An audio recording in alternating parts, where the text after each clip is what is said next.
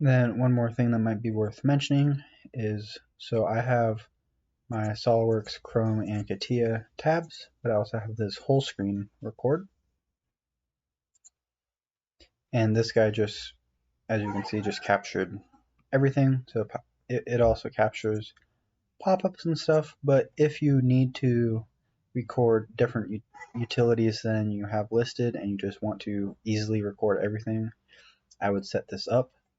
And something that might be nice to also do on the advanced scene switcher, just go to your macros. Let's make this guy a little bigger. There we go.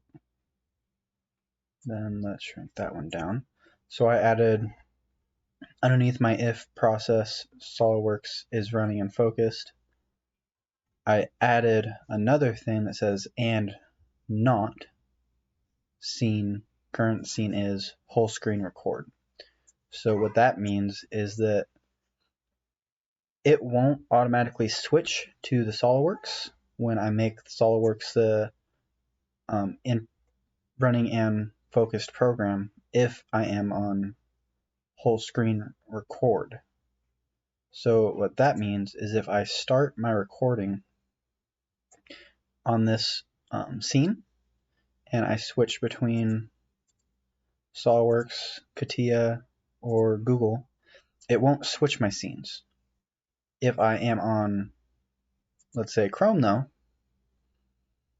so again, this is doing the weird stretch thing, but I won't normally have this at half size.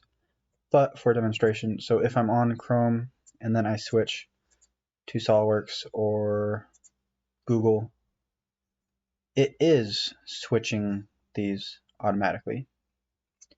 So if I manually switch into Chrome, SOLIDWORKS, or CATIA, the automatic scene switcher will kick back in. So something nice about that is, like, if you're doing something with SOLIDWORKS and then you need to switch to the whole screen, you can click this and then it will stay on this whole screen mode and only resume automatically switching processes once you toggle back into one of these. Or if you don't want any of these to function at all, you can just start your recording in this and the automatic scene switcher won't do anything.